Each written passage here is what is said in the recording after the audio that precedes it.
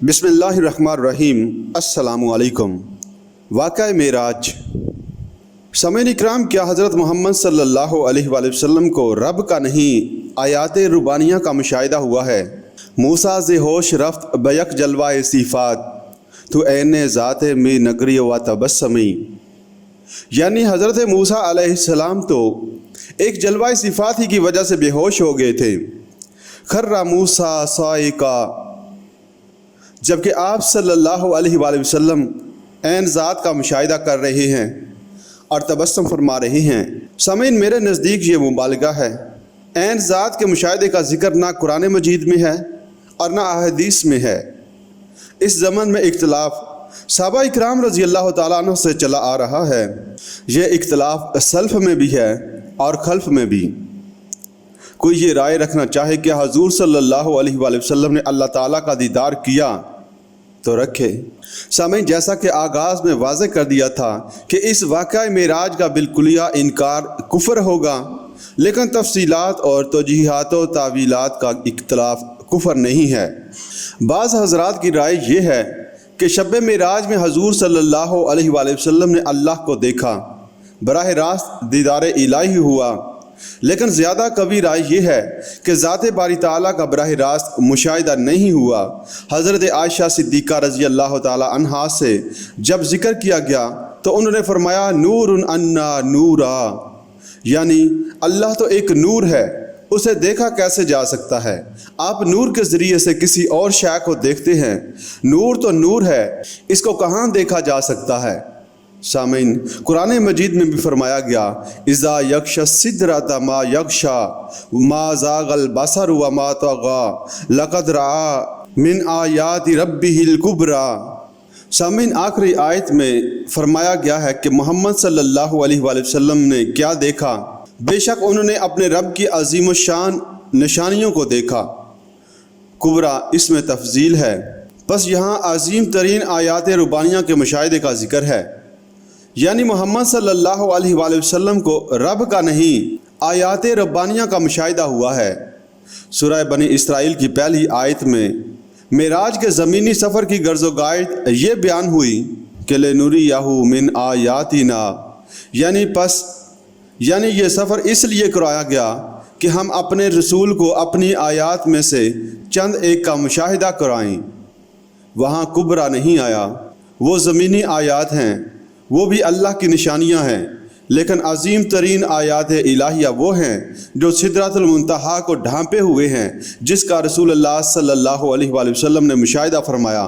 اس حوالے سے اگر تقابل کیا جائے تو غلط نہیں ہوگا، اور اس اعتبار سے فضیلت محمدی علی صاحب الصلاۃ والسلام ثابت کی جائے تو درست ہوگی۔ ذات باری تعالیٰ کی ایک تجلی جو کوہ طور پر پڑی تو حضرت موسیٰ علیہ السلام اس کا بھی تحمل نہ کر سکے، اور یہاں تجلیات ربانی کا سدرۃ المنتہا پر براہ راست جو نزول ہو رہا تھا، جناب محمد صلی اللہ علیہ وآلہ وسلم نے انہیں بھرپور انداز میں دیکھا اور ان کا تحمل کیا۔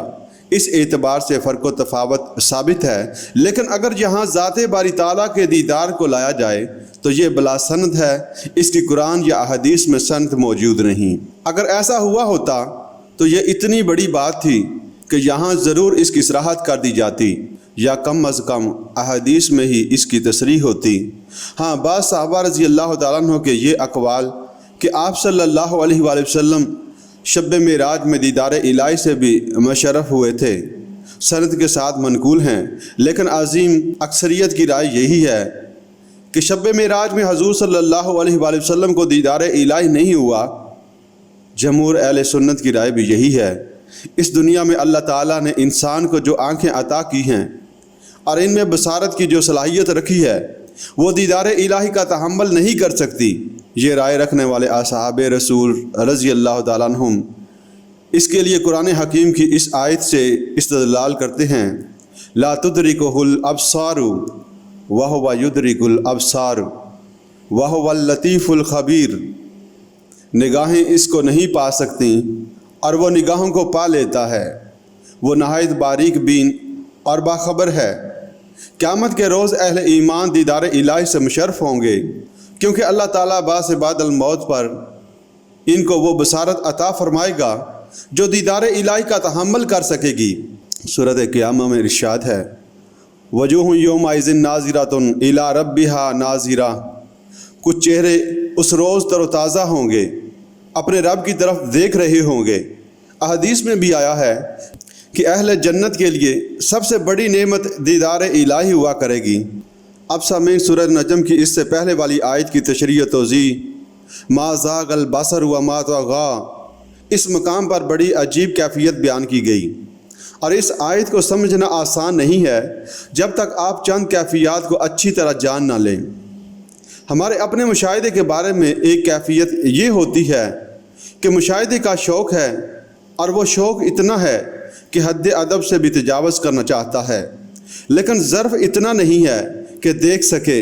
حسرت موہانی کا ایک شعر ہے غم آرزو کا حسرت سبب اور کیا بتائیں، میرے شوق کی بلندی میری ہمتوں کی پستی۔ شوق بہت بلند ہے، دیکھنا بہت کچھ چاہتے ہیں، لیکن آنکھیں چکا چند ہو جاتی ہیں، دیکھ ہی نہیں سکتے۔ یہ آیت قرآنیہ ما زاغ البصر وما طغى ان دو متضاد کیفیات کو نہایت بلیغ اسلوب سے بیان کر رہی ہے۔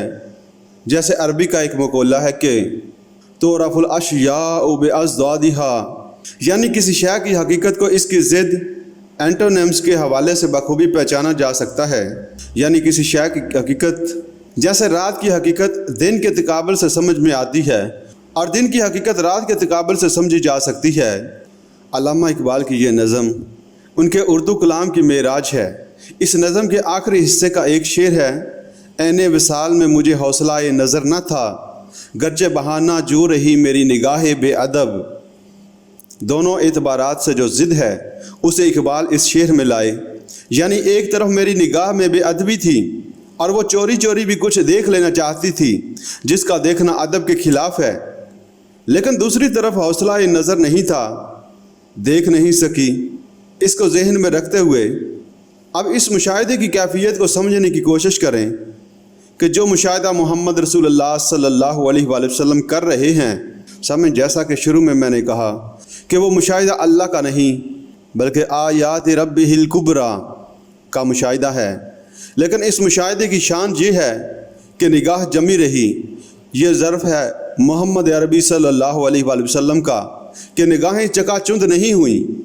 جہاں تیز روشنی ہو نگاہیں اس کا تحمل نہیں کر سکتی اور دیکھنے والا نگاہ ہٹانے پر مجبور ہو جاتا ہے، لیکن وہاں حال یہ ہے کہ ما زاغ البصر، نگاہ کج نہیں ہوئی، ٹیڑھی نہیں ہوئی، جو کچھ دیکھا ہے نگاہ کو جما کر دیکھا ہے، جو مشاہدہ کیا ہے بھرپور کیا ہے، پورے ظرف کامل کے ساتھ کیا ہے، پورے تحمل کے ساتھ کیا ہے، لیکن ما طغى حد سے تجاوز نہیں کیا۔ بے ادبی کا کوئی امکان نہیں ہے، طغى ہی سے طغیانی بنا ہے، یعنی ہاتھ سے نکل جانا۔ دریا کو اپنی موج کی طغیانیوں سے کام، کشتی کسی کی پار ہو یا درمیان رہے۔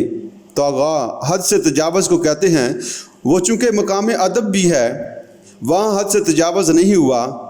العبد عبد وان ترقى ورب رب وان تنزل، بندہ بندہ ہی رہے گا خواہ کتنے بلند مقام تک پہنچ جائے، اور رب رب ہی رہے گا خواہ کتنا ہی نزول اجلال فرما لے۔